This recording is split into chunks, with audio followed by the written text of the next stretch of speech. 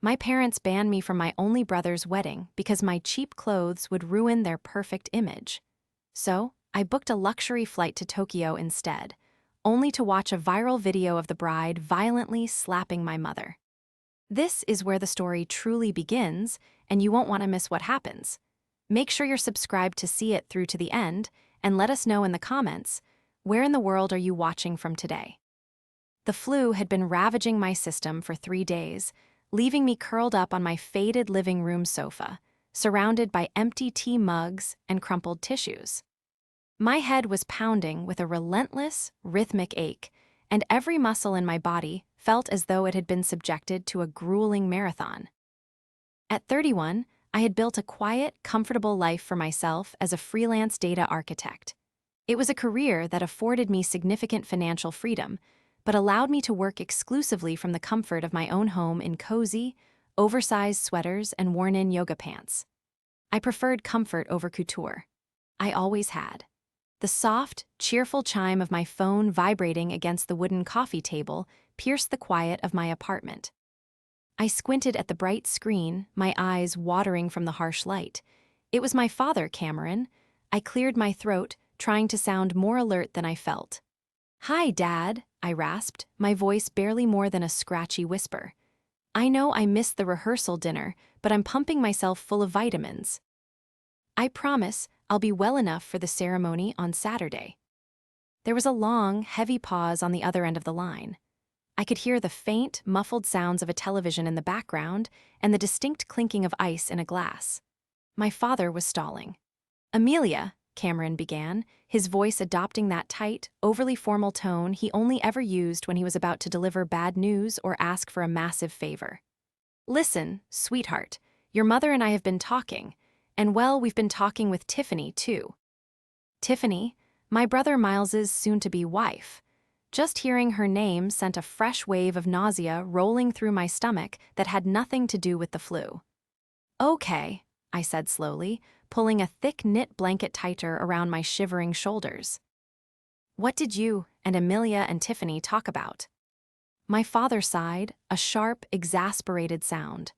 "It's about the wedding, Amelia, the aesthetics of it. Tiffany has a very specific vision for her big day.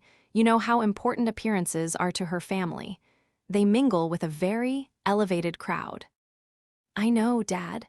I bought the bridesmaid dress she picked out. Didn't I, the one that cost an exorbitant amount and happens to be the most unflattering shade of mustard yellow ever manufactured? I have it hanging on my closet door right now."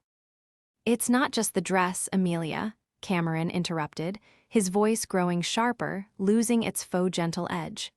It's your whole presentation, your overall look. You don't put effort into yourself.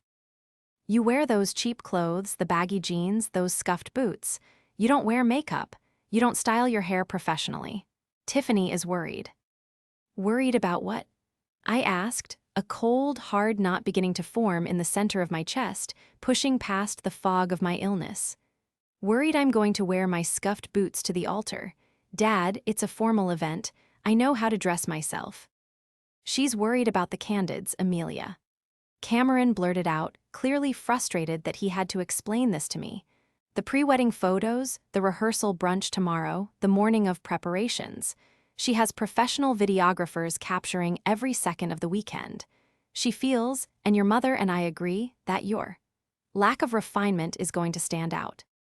It's going to reflect poorly on us. We need a perfect image this weekend, Amelia. We are hosting very important people." I sat frozen, the phone pressed hard against my ear. The silence stretched between us, thick and suffocating. My own parents were calling to tell me that my mere presence, my natural face, my comfortable lifestyle was a humiliating liability to their social climbing. "Are you telling me," I whispered, the words tasting like ash in my mouth, "that I am not allowed to attend my only brother's wedding? Because you and Tiffany don't like my everyday clothes?" "Don't be dramatic, Amelia," Cameron huffed, immediately going on the defensive. "We just think it's best if you sit this one out. You're sick anyway. It works out perfectly. Rest up. We'll send you a slice of cake." It's just one weekend, and it means the world to Miles to have it go perfectly. He didn't even wait for me to agree. He mumbled a hurried goodbye and disconnected the call, leaving me listening to the hollow, mocking dial tone. The betrayal was worse than the diagnosis itself. I sat in the dim light of my living room for hours, the phone resting heavily in my lap. The fever that had been burning through me seemed to evaporate, replaced by a chilling, absolute clarity. I had been erased. Not because of a terrible argument, not because of a deep moral failing, but because I didn't look expensive enough for a background shot in a wedding video. Desperation, foolish and naive, made me dial my brother's number. Miles and I had once been inseparable. When we were children, we built forts in the backyard and swore we would always protect each other. I needed to hear him say that this was a misunderstanding, that our father had overstepped, that Miles wanted his sister beside him on the most important day of his life. He answered on the fourth ring. Loud music and the chatter of a crowded room echoed through the speaker. Amelia, hey, can make this quick. We're at the welcome mixer. Miles, I said, my voice remarkably steady despite the trembling in my hands. Dad just called me. He told me I'm not welcome at your wedding. There was a shuffling sound, a door closing, and then the background noise became muffled. Miles sighed. It wasn't a sigh of surprise, it was a sigh of deep, profound annoyance. Look, Amelia, Dad shouldn't have been so blunt, but you have to understand where we're coming from, Miles said, his tone dripping with a rehearsed condescension. Tiffany has been planning this for 2 years. Her parents' friends are coming. People who invest in things, people who matter. And you, well, you show up to family dinners looking like you just rolled out of bed. You don't fit the vibe of a luxury event. I am your sister, I stated, the words hanging in the air, a desperate plea for basic human decency. And I love you, Miles replied quickly, mechanically. But this weekend isn't about you. It's about Tiffany. It's about our image as a couple. If you came, you'd just make everyone uncomfortable with your whole rebel without a cause aesthetic. Please just stay home. Don't make this a big dramatic thing. He hung up just like that. I stared at the dark screen of my phone, the finality of his words washing over me. They didn't want me. They were ashamed of me. To them, I was nothing more than a poorly dressed embarrassment who hadn't amounted to anything worth showing off. A strange, quiet calm washed over me. I stood up, walked into my bedroom, and looked at the mustard yellow bridesmaid dress hanging on the closet door. I didn't cry. I didn't scream. Instead, I walked over to my desk, opened my laptop, and bypassed the folder containing the massive architectural coding project I had just completed for a Fortune 500 company. I opened a web browser and navigated to an international airline website. If my family wanted me out of the picture so they could pretend to be wealthy, high society elites, I would gladly remove myself entirely. I clicked on the first-class options. I selected a direct, incredibly expensive flight leaving the next morning for Tokyo. I had always wanted to see the cherry blossoms, and my bank account, the one my family assumed held nothing but a few meager freelance pennies, could accommodate the extravagant trip 100 times over without making a dent. I booked a penthouse suite at a 5-star hotel overlooking the city skyline. As I packed my duffel bag with my favorite worn-in jeans, my comfortable sneakers, and my oversized sweaters, a small, humorless smile touched my lips. My parents and my brother were so entirely consumed by the illusion of Tiffany's wealth and status. They were so desperate to impress her, to bend to her every superficial whim, that they threw away their own flesh and blood. They thought they were securing their place in high society, but they had forgotten one crucial thing. To fully understand the profound sting of their rejection, you have to understand exactly what I had done for my family over the last decade. While Miles was busy switching college majors 4 times and racking up immense student debt because he needed to find his passion, I was working 60-hour weeks. I taught myself coding, took on every grueling tech contract I could find, and quietly built a highly lucrative consulting business. I never flaunted my success. I didn't buy designer handbags or lease luxury cars. I preferred the quiet security of a robust investment portfolio and real estate. Because I dressed simply and lived in a modest, cozy apartment, my parents, Cameron and Amelia, assumed I was barely scraping by. They pitied me, often offering me leftovers from their lavish dinners, which I graciously accepted to keep the peace. They didn't know that 2 years ago, when Cameron's regional car dealership was on the verge of total bankruptcy, it was my silent, anonymous investment through a holding company that kept their doors open. They didn't know that the beautiful, sprawling historic townhouse Miles and Tiffany were moving into after the wedding, the one they believed was a generous wedding gift from Tiffany's wealthy uncle, was actually owned by me, managed through a trust they knew nothing about. I had allowed the arrangement because I loved my brother and wanted him to have a good start. Then, Tiffany entered the picture. I remember the exact moment I realized she was a nightmare wrapped in silk. It was a family dinner at an absurdly overpriced fusion restaurant downtown. Tiffany arrived 20 minutes late, wearing a dress that cost more than my first car, carrying a microscopic designer purse. She possessed a very specific kind of beauty, sharp, aggressively polished, and entirely unapproachable. Her smile never quite reached her eyes, and her conversation was exclusively centered around brand names, exclusive zip codes, and the failings of other people. "So, Amelia," Tiffany had drawled that night, swirling her $60 glass of wine, her eyes scanning my simple cotton blouse with thinly veiled disgust. "Miles tells me you work with computers. That must be quaint. Do you ever think about getting a real corporate job?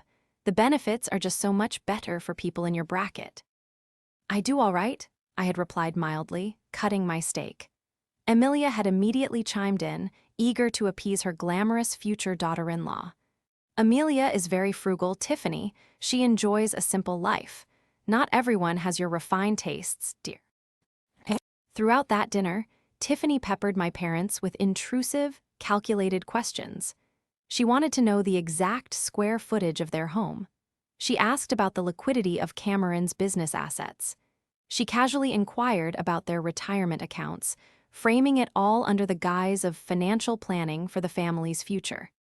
My parents, absolutely desperate to prove they belonged in her supposedly elite world, answered every question with puffed-up chests, exaggerating their wealth to impress her. They were so blinded by the shiny veneer she projected. Tiffany claimed to be an independent art dealer, but in the 2 years she had been with Miles, I had never seen her sell a single piece of art. I had never seen her work. I had only seen her consume. She consumed Miles's time, she consumed my parents' desperate need for validation, and she consumed their money whenever she could manipulate them into paying for her necessities. And now she had successfully convinced them to consume and discard me. As my flight soared over the Pacific Ocean, carrying me thousands of miles away from the rehearsal dinners and the perfectly orchestrated photo opportunities, I leaned back in my plush first-class seat and sipped a glass of complimentary champagne. I felt a profound sense of detachment. The family I had sacrificed so much for had made their choice. They wanted the perfect image. They wanted Tiffany. They were about to learn exactly how much an image truly costs. The silence of my Tokyo penthouse was absolute, a stark contrast to the chaotic, loud disrespect of my family back home. I stood by the floor-to-ceiling windows, looking out over the neon-drenched, sprawling metropolis of the city. I was wearing a plush, hotel-issued silk robe, holding a delicate ceramic cup of matcha, surrounded by an atmosphere of undisputed luxury that my parents would have deemed far above my station. I had spent the day wandering through tranquil gardens and exploring vibrant tech districts, actively forcing the thought of the wedding out of my mind. It was Saturday evening in Tokyo, which meant it was late Saturday night back home. The reception would be in full swing. I settled onto the massive velvet sofa and picked up my phone, intending to check my work emails. Instead, a notification from a social media app flashed across my screen. It was a message from a distant cousin, a woman who rarely spoke to our side of the family, accompanied by a video link and a single line of text. "Amelia, please tell me you are seeing this." My brow furrowed. I clicked the link, and the screen transitioned to a live stream recording that had already been shared over 100 times within our extended social circle. The video quality was painfully crisp. It was the grand ballroom of the country club my father, Cameron, had nearly bankrupted himself to rent for the evening. The room was dripping in excessive, ostentatious floral arrangements, massive pillars of white roses and orchids that looked suffocating. In the center of the frame stood Tiffany. She was wearing a blindingly white, heavily beaded gown that looked like it weighed 50 pounds, her face twisted into an ugly, furious sneer. Standing opposite her, looking small and incredibly fragile, was my mother, Amelia. I turned the volume up, the audio crackling through my phone speakers. The band was playing a soft jazz tune in the background, contrasting sharply with the harsh, shrill tone of Tiffany's voice. "I told you I didn't want the photographer taking pictures from that angle." Tiffany shrieked, her voice echoing off the marble floors. "You are ruining everything. You are standing in my light, you stupid, incompetent woman." My mother held her hands up defensively, her voice trembling. "Tiffany, dear, I was just trying to fix the train of your dress. It got caught on the chair. I didn't mean to." "I don't care what you meant." Tiffany screamed, taking a threatening step forward. And then it happened. It was so fast, yet the camera captured it with sickening clarity. Tiffany raised her right hand, her heavy diamond engagement ring flashing under the chandeliers, and brought it down across my mother's face with a loud, sharp crack. The sound was explosive. A collective gasp erupted from the surrounding guests. The jazz band abruptly stopped playing, plunging the room into a horrifying, echoing silence. My mother stumbled backward, clutching her cheek, her eyes wide with unadulterated shock and humiliation. And Miles, my brother, the man who had banished me to protect this woman's delicate sensibilities. He stood 3 feet away, holding a glass of champagne, his mouth hanging open, doing absolutely nothing. He didn't rush to our mother. He didn't push Tiffany away. He just stood there, paralyzed by the monster he had just legally bound himself to. I watched the 10-second clip 4 times. The initial wave of hot, blinding rage that washed over me was quickly replaced by an ice-cold, hyper-focused clarity. I set my phone down on the glass coffee table. My hands were no longer shaking. I wasn't the sick, hurt sister anymore. I was a strategist, and they had just declared war on my mother. They wanted a perfect image. They wanted high society. But they had forgotten one crucial thing. I held the keys to their entire financial reality. I walked over to my luggage, unzipped the hidden compartment, and pulled out my heavy-duty, encrypted workstation laptop. I didn't bother with a standard internet browser. I booted up my secure networks, logged into my private servers, and began to run the name Tiffany Vance through every public and private financial registry I had access to. She claimed to be an heir to old money. She claimed to run a high-end, independent art dealership. I started there. Within 45 minutes, my fingers flying across the glowing keyboard, I found the business registration. The LLC had been formed 3 years ago. I pulled the public tax filings. Revenue for the last 3 years, $0. Active liens against the business, 3, totaling over $80,000 in unpaid state taxes. "Old money," I whispered to the empty room, a dark, humorless laugh escaping my lips. I needed more. I needed the kind of dirt that wasn't just sitting in public tax portals. I opened a secure messaging application and typed out a message to a man named Marcus. Marcus was a highly specialized private investigator I frequently contracted when my corporate clients needed deep-dive vetting on potential merger acquisitions. He was expensive, ruthless, and incredibly thorough. "Marcus," I typed, "I need an emergency, full-spectrum background check. Financials, civil judgments, previous addresses, known aliases, everything. Target name is Tiffany Vance, recently married to Miles Redacted. I am authorizing a triple-rate retainer for immediate delivery." I hit send.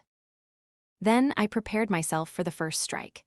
It was 2:00 a.m. in Tokyo when I dialed my brother's number. By my calculation, the disastrous reception would be ending, or perhaps had already been shut down by the country club management after the assault. The phone rang 6 times. I was about to hang up and call my father when the line clicked open. "Amelia." Miles's voice was a ragged, exhausted croak. He sounded like a man who had just survived a shipwreck, only to realize he was stranded on a deserted island. "I saw the video, Miles," I said, my voice completely devoid of emotion. I didn't yell. I didn't cry. I spoke with the clinical precision of a surgeon holding a scalpel. There was a heavy, suffocating silence on the line.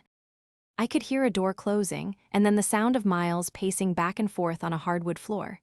It's not what it looks like, Amelia, he stammered, the words tumbling out in a pathetic, desperate rush. You have to understand the context. Tiffany was under an immense amount of pressure. The caterers messed up the appetizers, the photographer was being difficult, and Mom just kept hovering. She stepped on Tiffany's dress.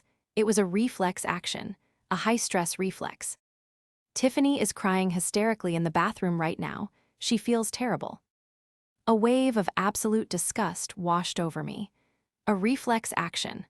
I repeated, letting the words hang in the air so he could hear exactly how absurd they sounded. She struck our mother across the face in front of 200 people, Miles. She assaulted the woman who paid for that disgustingly extravagant dress. And you stood there and watched. You weren't there. Miles suddenly shouted, his guilt instantly transforming into defensive anger. You don't know what it's been like. You sit in your little apartment in your cheap clothes and judge us, but you don't know the circles Tiffany moves in, the expectations. Before I could tear into that ridiculous statement, I heard a scuffle on the other end of the line. A muffled argument, the sound of the phone changing hands, and then the sharp, grating voice of the bride herself. Why are you calling, Amelia? Tiffany snapped, her tone dripping with venom and entirely lacking the hysterical tears Miles had just claimed she was shedding. Are you enjoying this? Calling to gloat because you were too poor and embarrassing to be invited. We are dealing with a family matter. Your mother ruined my dress and caused a scene. My mother caused a scene by getting hit in the face. I asked smoothly. She provoked me. Tiffany screamed. Listen to me, you pathetic little hermit. Miles and I are married now. We are a unified front. You are entirely cut out. Do not call this number again, or I will file harassment charges against you. I have lawyers on retainer that cost more than you make in a decade. I leaned back against the plush velvet sofa, taking a slow, deliberate sip of my cold tea. It was time to pull the first thread. Lawyers on retainer. I mused aloud. That's fascinating, Tiffany. How exactly do you pay those expensive lawyers? Do you use the same checking account that currently has a negative $400 balance, or do you put it on the credit card that has been in default for 6 months? The silence on the other end was instantaneous and absolute.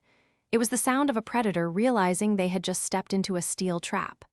I don't know what you're talking about, Tiffany stuttered, the aggressive edge completely vanishing from her voice, replaced by a thin, wavering panic.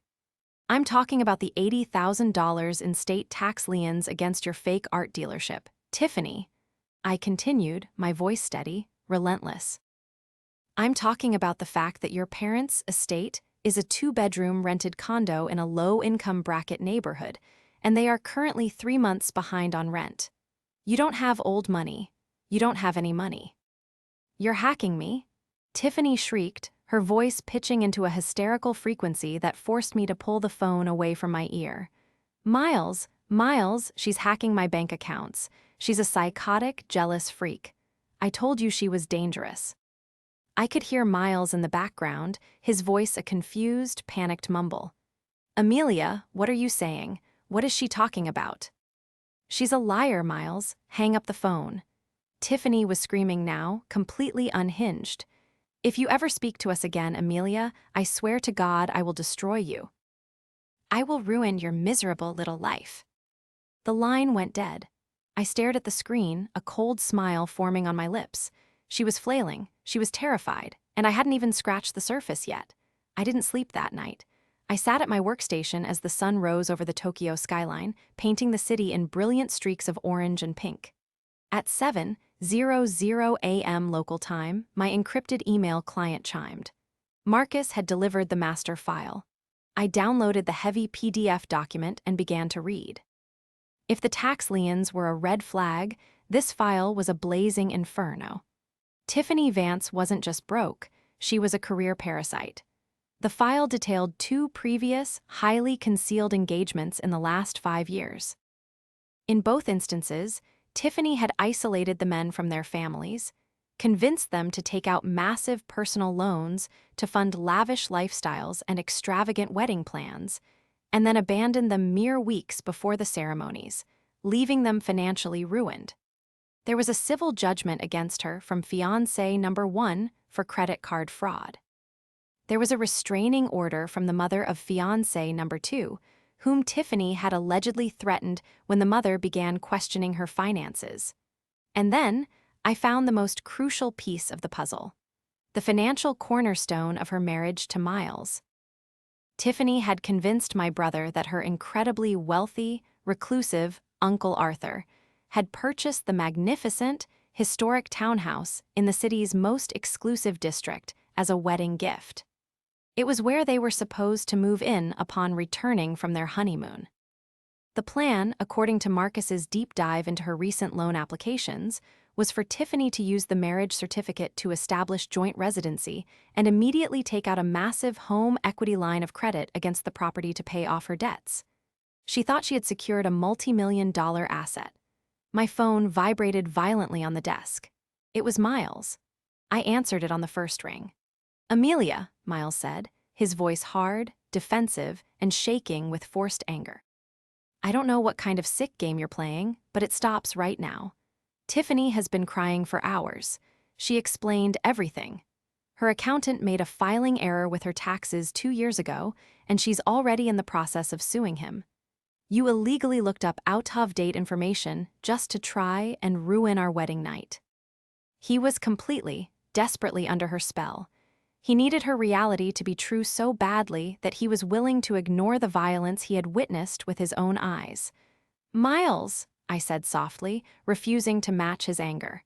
"Are you sitting down?" "I'm not playing this game, Amelia," he shouted. "We are packing our bags.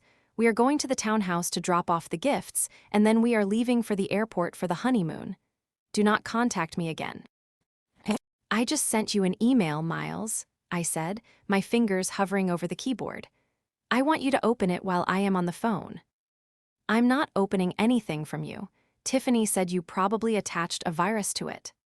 "Open the email, Miles," I commanded, projecting every ounce of authority I possessed. "Or I promise you, the life you think you have will be over by noon. Open it."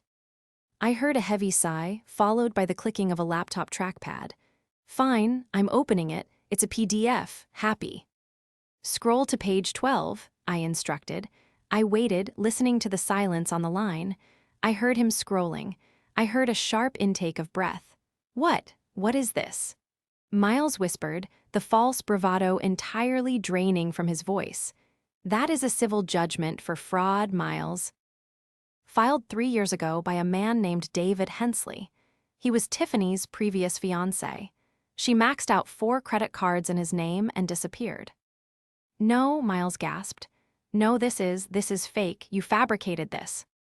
"Scroll to page 22, I pushed relentlessly. "That is a sworn affidavit and a restraining order from the mother of fiancé number 2. Read the highlighted paragraph, Miles. Read what Tiffany did when the mother confronted her."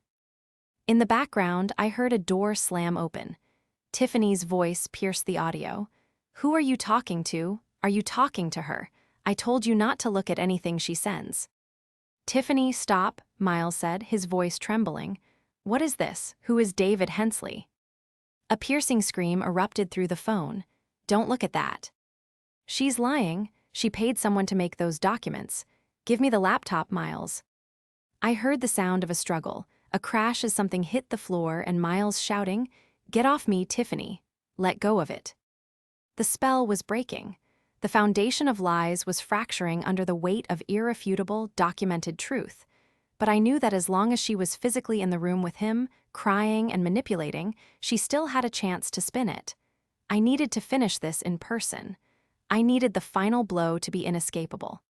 "Miles, listen to me very carefully," I shouted over the chaos on the line. "Do not get on that plane. Take Tiffany and tell Mom and Dad to meet you both at the townhouse tomorrow at exactly 1:00 p.m. "Amelia, I can't," Miles sobbed, his entire world collapsing in real time. "The townhouse, Uncle Arthur." "There is no Uncle Arthur, Miles," I said coldly. And I highly suggest you bring the keys to that house. I'll see you tomorrow. I hung up the phone. I didn't hesitate. I opened my airline app and booked a seat on the very next direct flight from Tokyo to home. It was time to show my family exactly who the real architect of their lives was.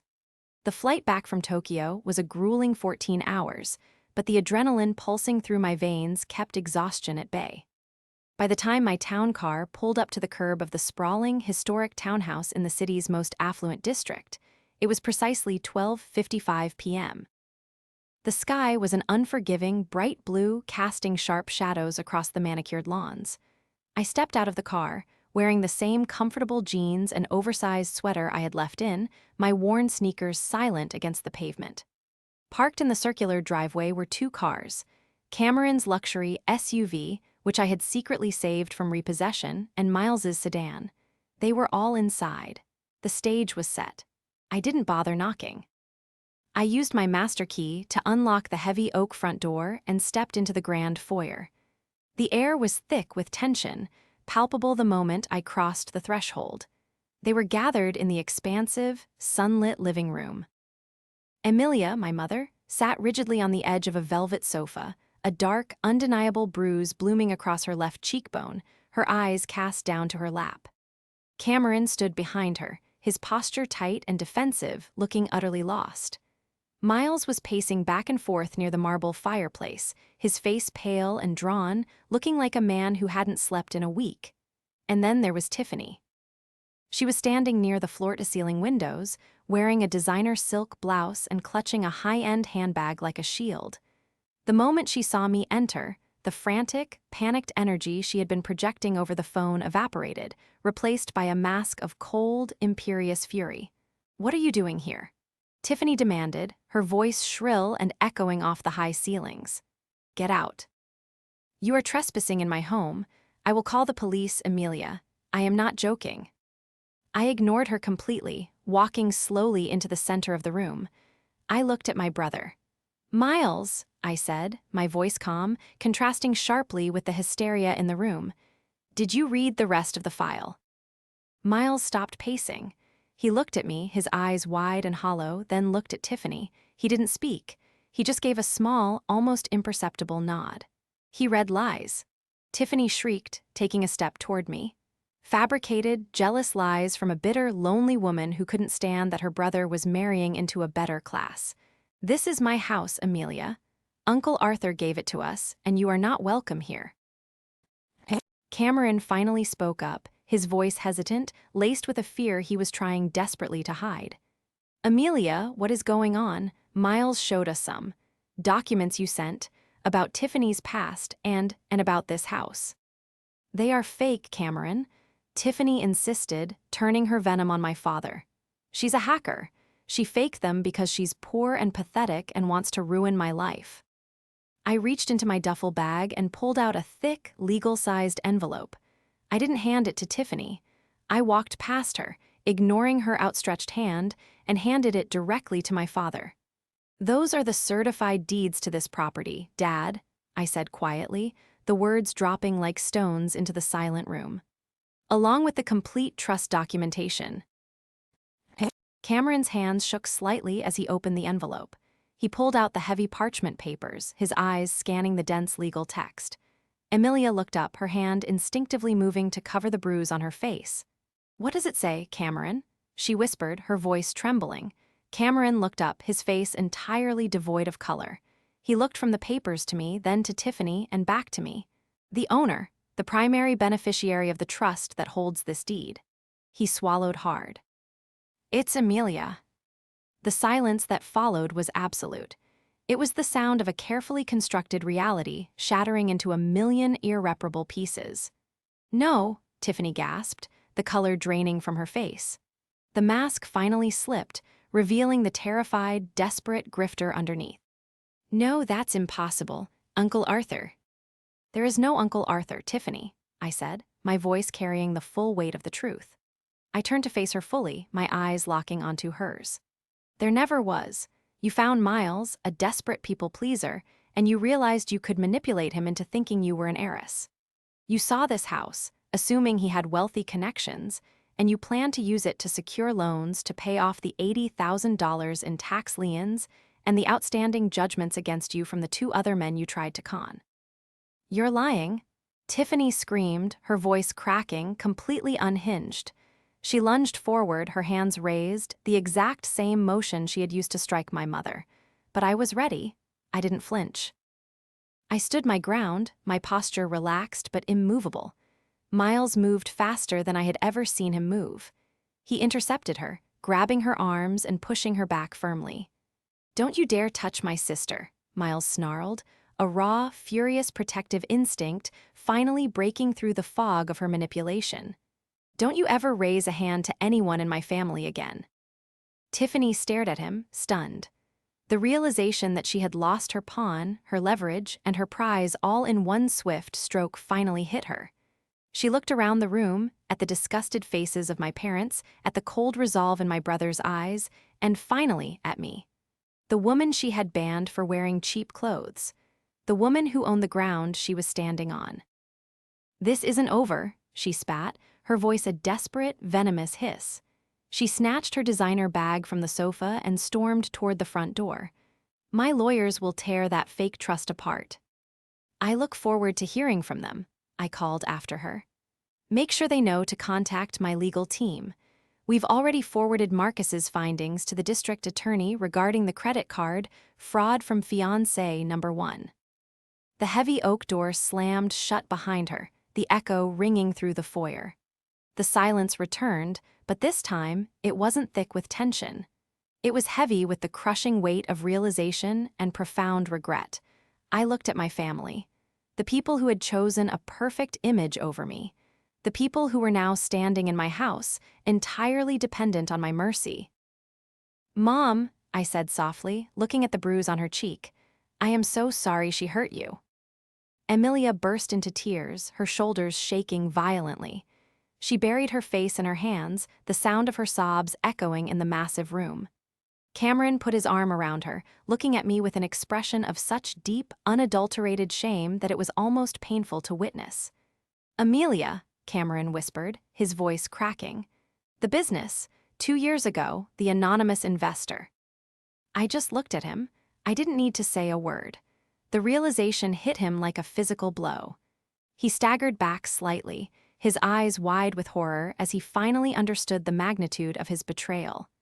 He had banished the daughter who had saved him from ruin to appease a woman who had planned to destroy them all. Miles walked over to me, his face stained with tears. He didn't offer excuses. He didn't try to defend himself. He just looked at me, a broken, exhausted man who had finally woken up. "I'm sorry," he said, the words barely more than a breath. "I am so sorry." The fallout was swift, brutal, and entirely public. Armed with Marcus's extensive dossier, I didn't just ensure Tiffany was removed from our lives. I ensured she couldn't do this to anyone else.